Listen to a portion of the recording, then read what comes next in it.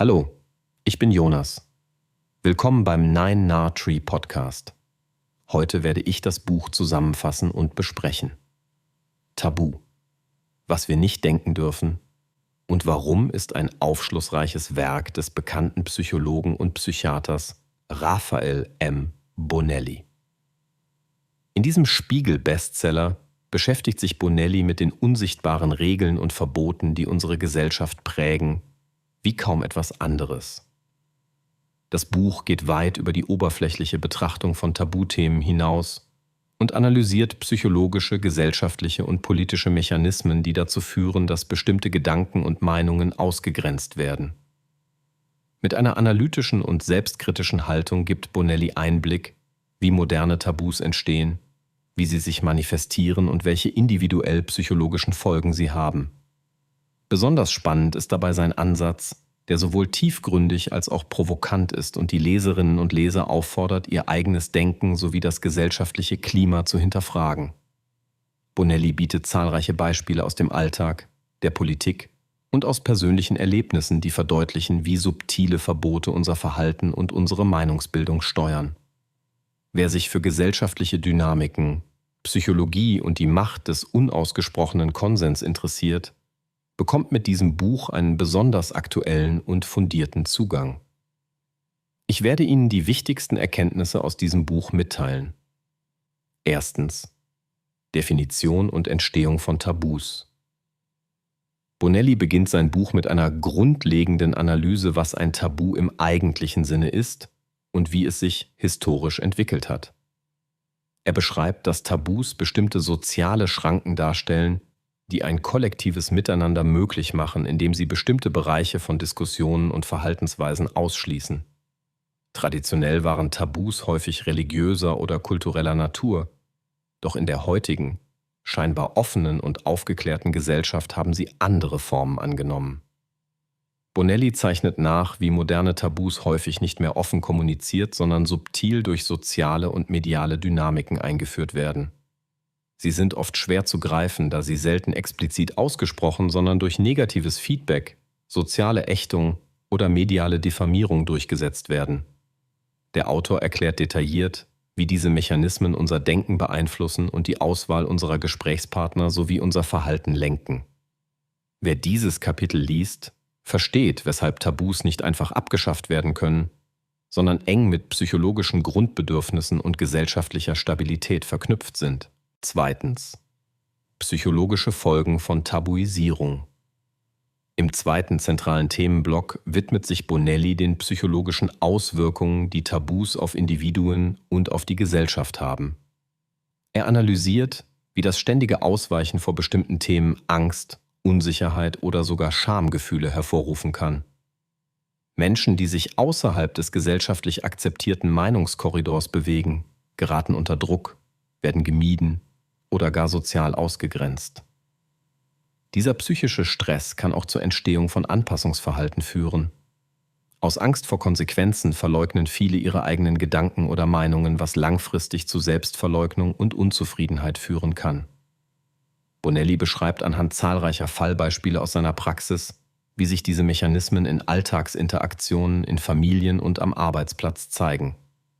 Besonders aufschlussreich sind seine Ausführungen darüber, wie Tabus nicht nur das Denken hemmen, sondern auch Innovation und gesellschaftlichen Fortschritt behindern können. Drittens: Gesellschaftliche Dynamiken und Machtstrukturen.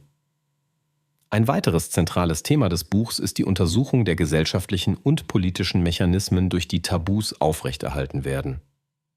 Bonelli analysiert, wie politische Akteure, Medien oder Interessengruppen gezielt Themen zu Tabus erklären, um Macht und Kontrolle auszuüben. Dies geschieht oft unter dem Deckmantel von Toleranz, Vielfalt oder dem Schutz von Minderheiten, wird aber in der Praxis häufig instrumentalisiert, um kritische Stimmen mundtot zu machen oder oppositionelle Meinungen zu diffamieren. Besonders eindrücklich diskutiert er die Rolle der sozialen Medien, in denen Shitstorms und Cancel Culture eine neue Dimension der Meinungsächtung ermöglichen. Durch algorithmische Verstärkung und die große Reichweite entstehen Verstärkereffekte, die es noch schwieriger machen, Tabus zu hinterfragen. Das Kapitel gibt damit einen wichtigen Einblick, wie gesellschaftliche Machtstrukturen das kollektive Denken prägen. 4. Der Tabubruch. Chancen und Risiken. Bonelli widmet sich ausführlich der Frage, warum und wie Tabus zu hinterfragen oder sogar zu brechen sind. Tabubrüche haben immer ein doppeltes Gesicht. Auf gesellschaftlicher Ebene können sie wichtige Diskussionen anstoßen und zur Weiterentwicklung beitragen. Dennoch sind sie auch mit persönlichen Risiken verbunden, da sie oft mit starken Widerständen und Sanktionen einhergehen. Der Autor schildert verschiedene historische Beispiele, in denen der Bruch mit Tabus zu gesellschaftlichen Fortschritten geführt hat, etwa in der Aufklärung, im Kampf für Gleichberechtigung oder im Umgang mit psychischer Gesundheit. Bonelli unterscheidet gezielt zwischen destruktivem und konstruktivem Tabubruch. Letzterer wird als reflektierte, argumentativ untermauerte Hinterfragung der geltenden Konventionen verstanden. Leser erhalten in diesem Kapitel eine Anleitung, wie sie kritisch, aber verantwortungsbewusst mit Tabus umgehen können. Schließlich der Weg zu einer offenen Diskussionskultur. Abschließend bietet Bonelli konstruktive Vorschläge, wie eine offene, tolerante und diskussionsfreudige Gesellschaft aussehen kann. Er fordert dazu auf, Tabus als Chance zur Selbstreflexion und zur Überprüfung eigener Werte zu begreifen. Nur durch bewusste Auseinandersetzung mit dem, was unausgesprochen bleibt, ist echte Meinungsfreiheit möglich. Bonelli macht Mut, sich kontroversen Themen zu stellen, ohne dabei in Polemik oder Verbitterung zu verfallen. Er empfiehlt einen psychologisch gesunden Umgang mit Differenzen und die Entwicklung von Resilienz gegenüber sozialem Druck. Zum Schluss des Buches steht die Vision einer Gesellschaft, in der unterschiedliche Positionen respektvoll ausgetauscht, aber auch kritisiert werden dürfen. Eine Gesellschaft, in der der offene Dialog wieder ins Zentrum rückt. Zusammenfassend. Tabu von Raphael M. Bonelli ist ein Buch, das insbesondere für all jene geeignet ist, die sich für die unsichtbaren Mechanismen des gesellschaftlichen Zusammenlebens interessieren und hinter die Fassade des kollektiven Schweigens blicken wollen. Es richtet sich an psychologisch oder soziologisch Interessierte, an politisch Engagierte, aber auch an ganz normale Leserinnen und Leser, die im Alltag immer wieder mit unausgesprochenen Verboten und Denkverboten konfrontiert werden. Das Buch öffnet die Augen für Prozesse, die sonst meist im Verborgenen wirken, und bietet dabei sowohl geistige als auch praktische Werkzeuge, um sich von psychologischen und gesellschaftlichen Fesseln zu befreien. Der große Vorteil von Tabu gegenüber vielen anderen Büchern zum Thema Meinungsfreiheit und gesellschaftliche Dynamiken liegt in der gelungenen Verbindung von Alltagserfahrungen, wissenschaftlicher Fundierung und tiefen psychologischer Deutung. Bonelli gelingt es, komplexe Zusammenhänge verständlich zu erklären und einen Weg aus der Sprachlosigkeit hin zu einer lebendigen Diskussionskultur zu zeigen. Wer an persönlichem Wachstum, sozialer Intelligenz und gesellschaftlichem Fortschritt interessiert ist, findet hier Inspiration und Orientierung. Dieses Buch hilft, eigene Denk- und Handlungsweisen zu reflektieren und den Mut zu entwickeln, auch unpopuläre Meinungen zu vertreten.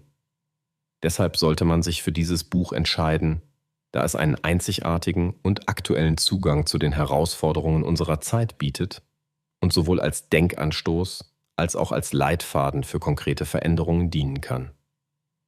Wenn Sie unterstützen möchten, Raphael M. Bonelli, können Sie das Buch über den Amazon-Link kaufen, den ich in der Podcast-Beschreibung angegeben habe. Lassen Sie mich nach dem Lesen des Buches wissen, was Sie davon halten, und teilen Sie Ihre Gedanken mit. Bis bald.